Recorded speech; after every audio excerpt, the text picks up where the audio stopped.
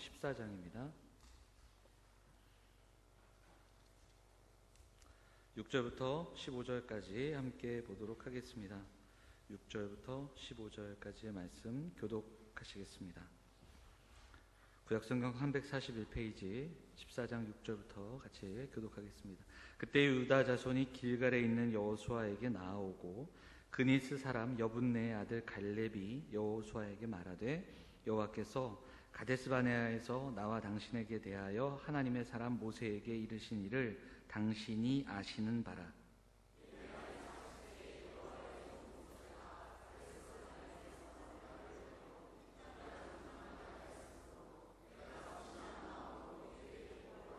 나와 함께 올라갔던 내 형제들은 백성의 간담을 높게 하였으나 나는 내 하나님 여호와께 충성하였으므로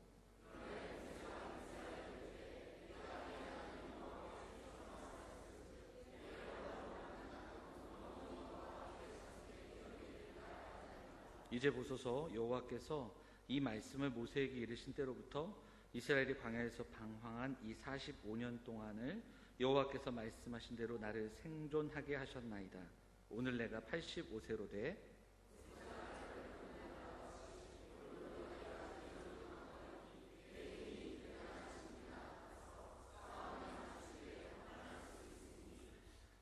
그날에 여호와께서 말씀하신 이 산지를 지금 내게 주소서. 당신도 그날에 들으셨거니와 그곳에는 아낙 사람이 있고 그 성읍들은 크고 견고할지라도 여호와께서 나와 함께 하시면 내가 여호와께서 말씀하신 대로 그들을 쫓아내리다 하니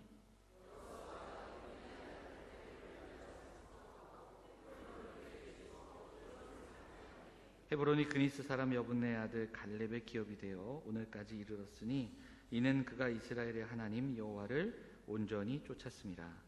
헤브론의 옛 이름은 기럇 야르바라. 아르바는 아낙 사람 가운데서 가장 큰 사람이었더라. 그리고 그 땅에 전쟁이 그쳤더라. 아멘. 할렐루야. 네, 오전에 또 예배하고 오후에 우리가 함께 예배합니다. 시간이 하루가 금방 가죠. 오늘 가만히 아까 잠깐 보는데 오늘 또 식사 준비하시느라고 힘든 또 우리 구역 식구들도 있고요. 저도 아까 같이 연습했지만 1시에 성가 연습하시고 불이 나게 내려가서 또 바자회 또 회의도 하고 다음 주 성가대 또 준비도 하시고 이게 참 2시에 예배하니까 참 이렇게 빨리빨리 그리고 특별히 오후에 오시는 분들은 정말 쉴 틈 없이 시간을 참 보내시는 것 같아요. 참 많이 애쓰시고 또 그 수고하심에 정말 감사드립니다. 우리 그런 의미에서 우리 옆에 계신 분들하고 인사하겠습니다. 참 수고가 많으십니다. 감사합니다. 우리 그렇게 할까요? 네.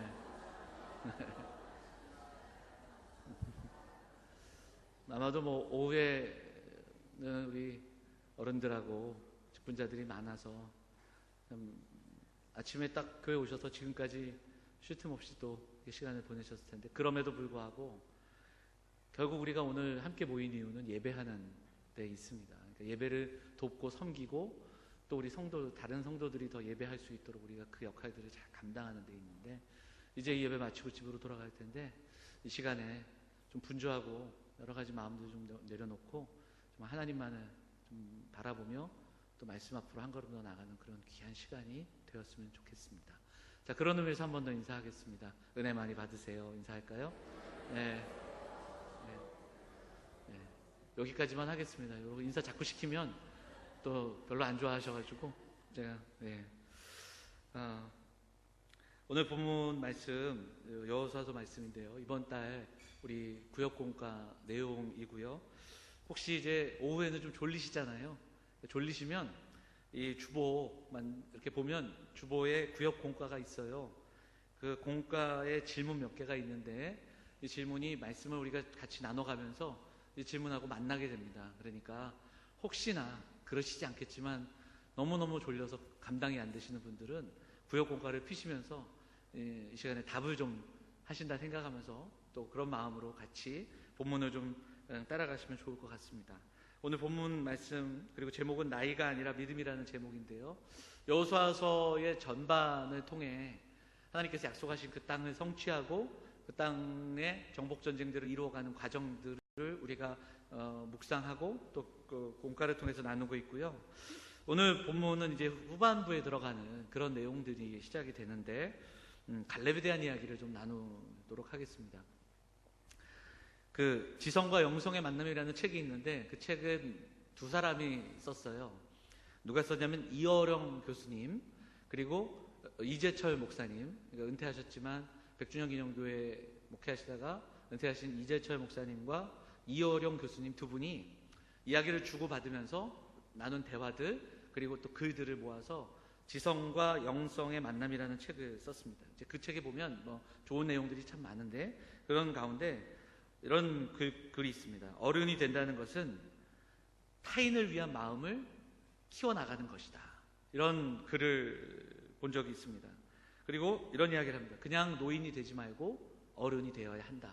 이런 글도 남깁니다. 그리고 그렇게 하기 위해서, 그러니까 타인을 위한 마음이 넓어지고 그냥 노인이 아니라 어른이 되기 위해서는 하루아침에 되는 게 아니라 젊은 날부터 타인을 배려하고 그리고 또 섬기고 사랑하는 연습을 해야 어른이 되어간다. 뭐 이런 그 내용들을 두 분이 나눈, 그래서 성숙해지고 숙성된다, 성숙한다 뭐 이런 표현을 쓰면서 들려주는 이야기가 있습니다.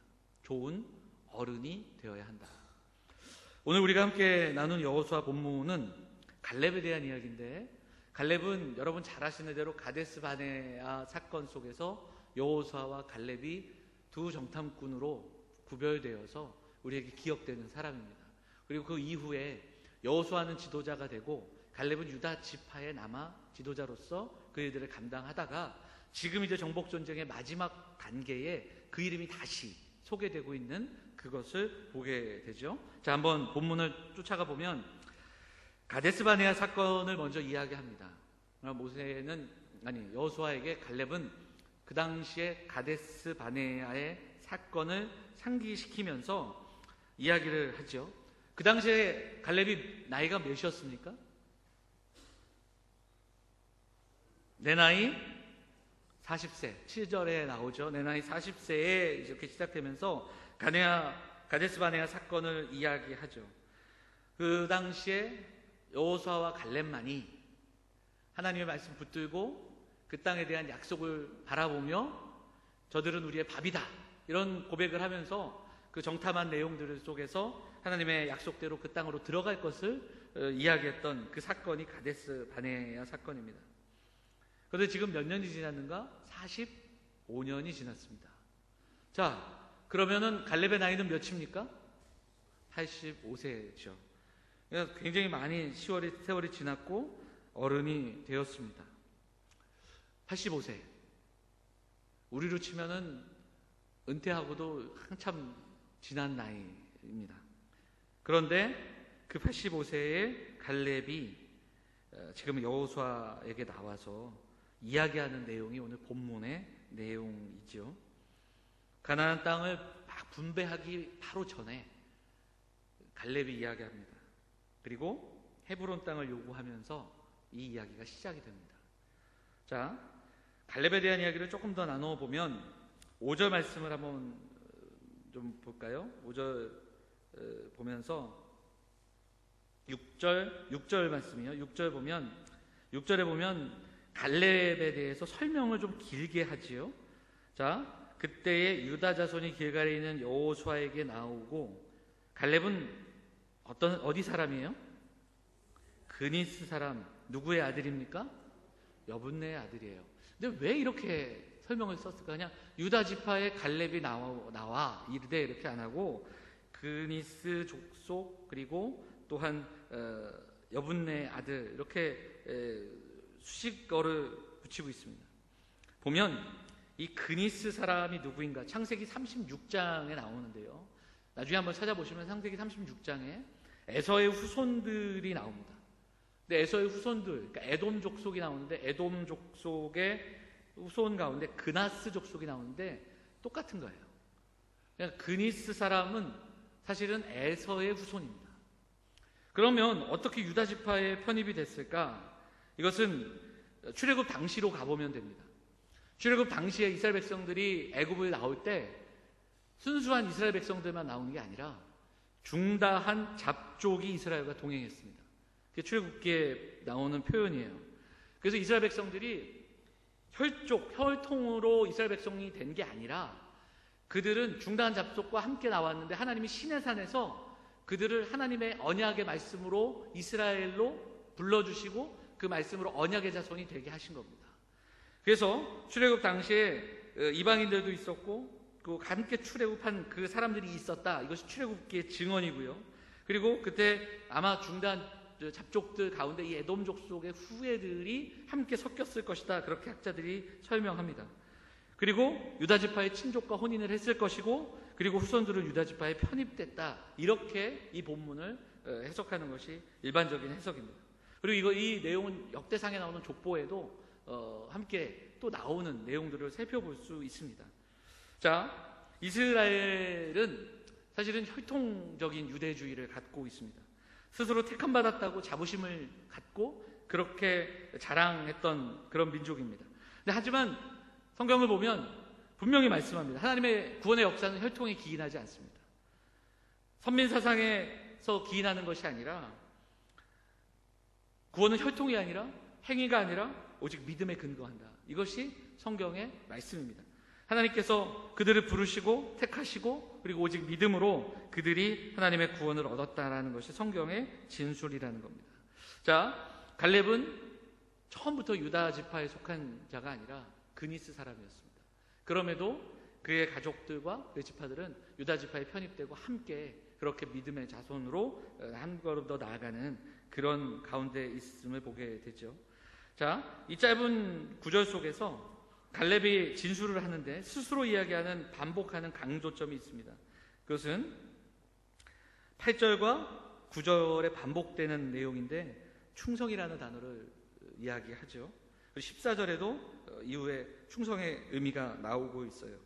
자, 우리 8절 말씀 한번 읽어보도록 할까요? 8절 같이 읽겠습니다. 시작. 나와 함께 올라갔던 내 형제들은 백성의 높게 하였으나 나는 내 하나님 여호와께 충성하였습니다.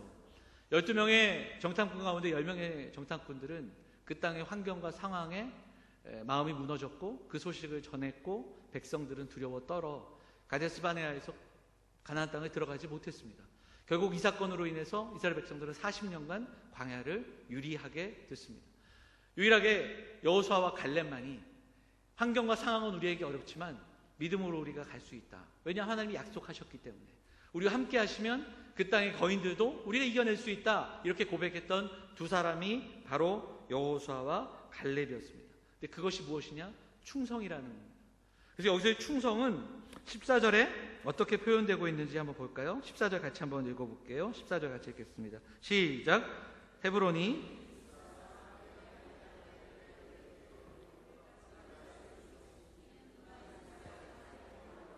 온전히 쫓았습니다. 여기서도 충성이라는 단어가 동일하게 나오는데 어디에 나올까요? 온전히 쫓았다라는 이 단어는 동일하게 충성이라는 단어와 같은 어근을 갖고 있는 단어입니다.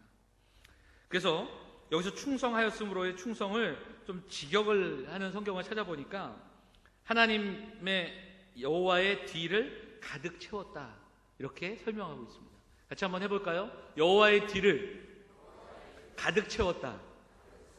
하나님께서 말씀하시고 그 말씀으로 채워가는 겁니다. 말씀이, 약속이 우리의 발걸음 가운데 채워지는 겁니다.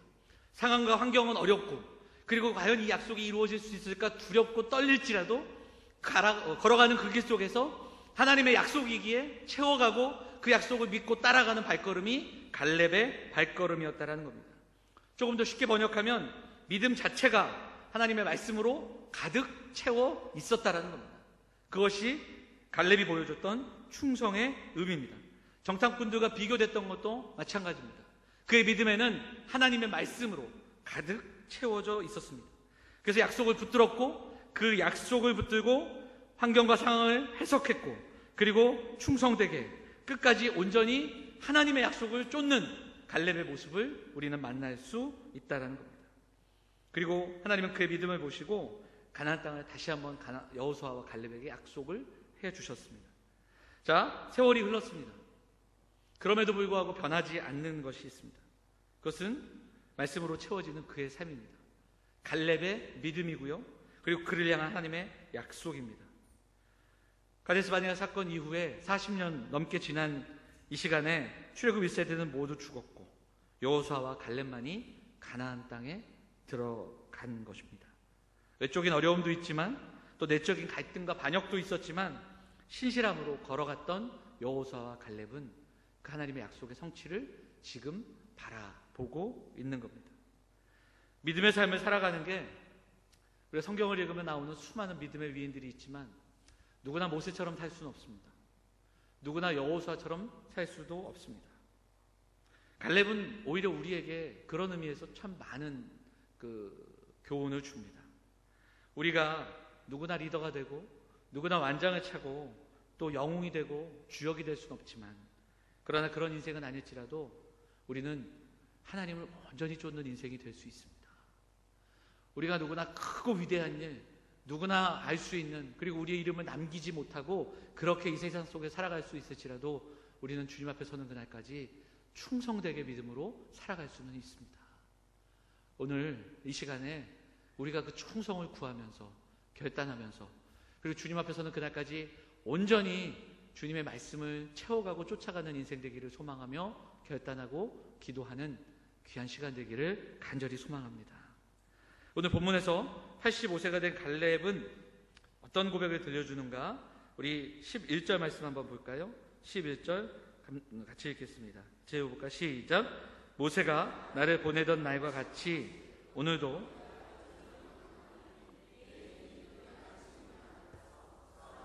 출입 감당할 수 있으니, 12절도 읽을게요.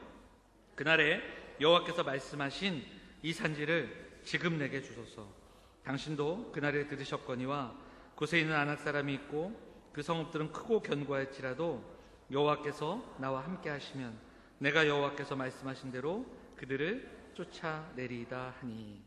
자, 지금 어떤 이야기를 하냐면 헤브론 땅을 우리 유다 지파에게 주십시오.